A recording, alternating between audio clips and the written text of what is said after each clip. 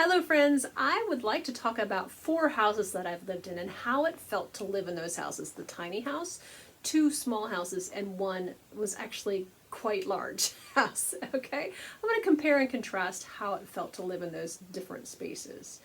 So I'm Carmen Shank and welcome to Think Out Loud, a playlist where I unpack the ideas and the assumptions of my youth. I think this will be an interesting ride. Today's show is brought to you by my intensive course called The Simplicity Mindset, where I share the stories of the how and the why of simplicity and the purpose of it all, so that we can make room for meaning and mission. This is episode number 1. So let me kind of walk you through a timeline of houses. And the first one I want to talk about was a very small house. It was less than 1,000 square feet. I think it was about 800 and some. It was a small 2-bedroom house, 1 bathroom. And by the time we had completed the renovation, it had a very nice kitchen, nice hardwood floors. It was cozy. And it was pretty nice because we had a complete custom kitchen in there, and we had done a lot of work to make that little house really sweet inside and out. At the time that we lived in that particular house, we were in the process of an international adoption, and the intention was to adopt 3 little brown children from Colombia. And our social worker sat us down one day and said, "Children take room, and you will not get my recommendation," this was her speaking, "you would not get my recommendation for bringing home 3 children that you want from Colombia to a house this small." Now, that was well before the whole tiny house movement showed us that children living in tiny houses is a thing, and we've got, there are now young women who have lived their entire lives in tiny houses. I mean, it's maybe not as unexpected as it was back in that time. And so we bought another house. We bought a big house. We moved 1 street over. It was probably 4 times the size. And there were a couple of things that happened in that house. One, we lost track of each other. It was my first husband and I lost track of each other because I could be in one part of the house and, I could fall off a ladder or something and yell for him and he would never even hear me. It was just a really great house. It was very well built, well insulated. If you were in one room and somebody else was in the other room and you called for them, they weren't going to hear you. And it was a house that made me feel alone and isolated. It didn't help that we were going through some struggles in our marriage that contributed to that feeling, but literally that was a house where I had a dining room table in the living room, because that was kind of a living room dining room. There was a space for living room kind of dining room combination. I had a dining room table in the kitchen because the kitchen was 12 feet by 27 feet. Can you imagine? Crazy.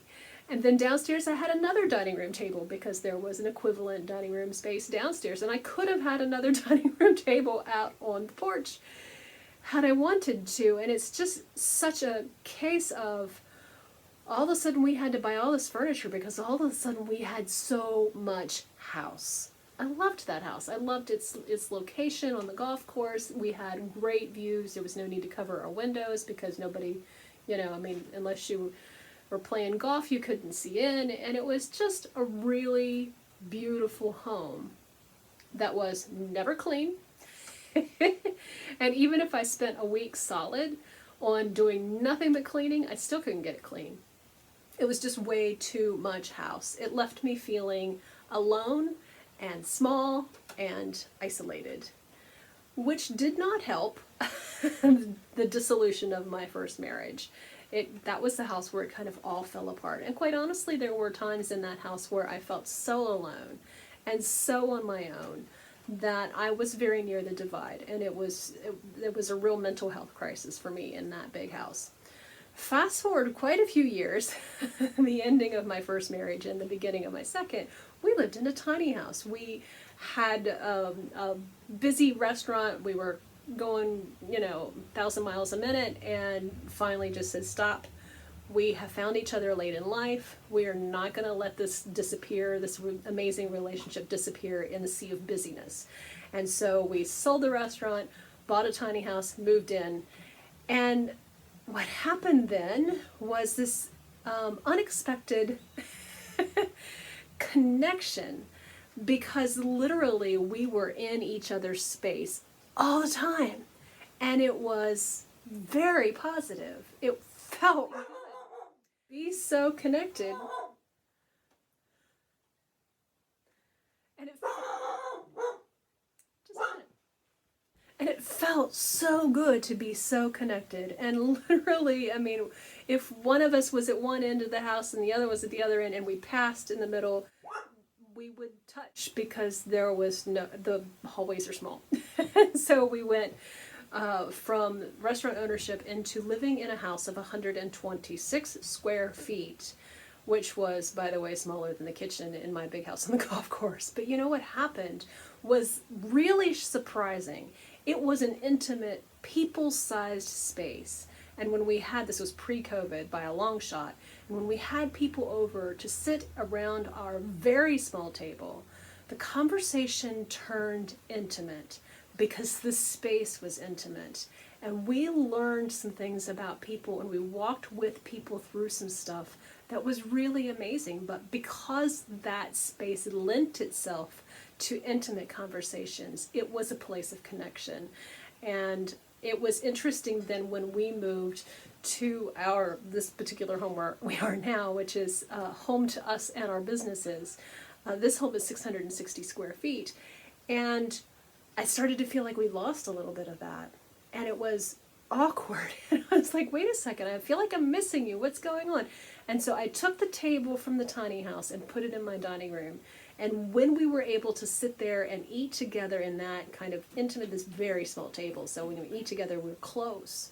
And it's just interesting how those spaces, as I look back at those 4 different houses, how those spaces felt to live in. The biggest house in that group was the nicest, the most valuable, blah, blah, blah, great house, but it didn't feel good to live there. It felt isolated.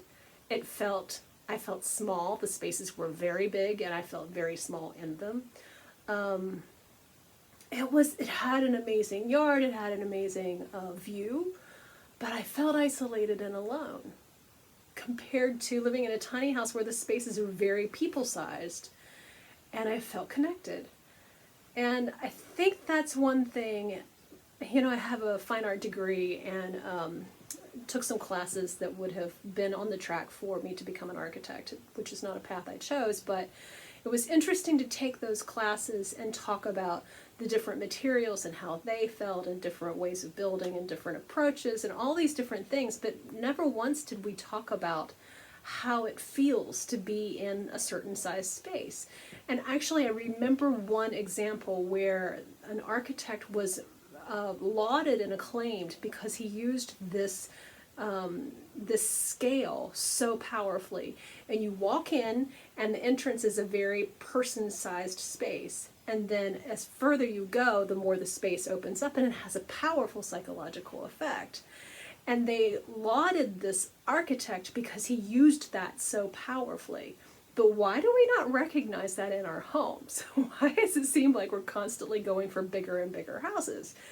That confuses me. And I just read recently that Jay Schaefer talks about American homes are 4 times larger than the international average. 4 times larger. We have these gigantic houses. Are we happier? No. Are we healthier? No. I mean, there's other countries in the world who are enjoying greater health, a lot of things. And so it's interesting to me to see how we are dealing with the unintentional consequences of this drive to get the ever grander, ever bigger house without realizing we can have luxury in a very small space. We can have luxury in a small home. And that's one of the points of that Jay Schaefer makes in the Small House book. He talks about quality. You can live in a small house with a high level of quality, or you can live in a normal American house, which is large, with a very low level of quality. And for us, for Xavier and I, the quality is a big deal. I mean, we live in a 660 square foot house, but we've got Persian rugs on the floor and a Steinway concert grand in the living room, and we've got some really luxurious details here. And I love it. I absolutely love it. If I had to furnish a large, kind of normal American house with the level of quality that I'm used to in this house, it would cost a fortune. You know how many, I mean, big houses, just how many dining room tables it requires in a big house. And so it's a funny kind of minimalism when we choose a small house on purpose because we like the intimate space, because we like feeling connected to each other, and we can live with a much higher degree of luxury. And so instead of buying 4 tables to, one outside, one inside, one in the breakfast nook and one downstairs, instead of having all those tables, we have the one that's in the dining room.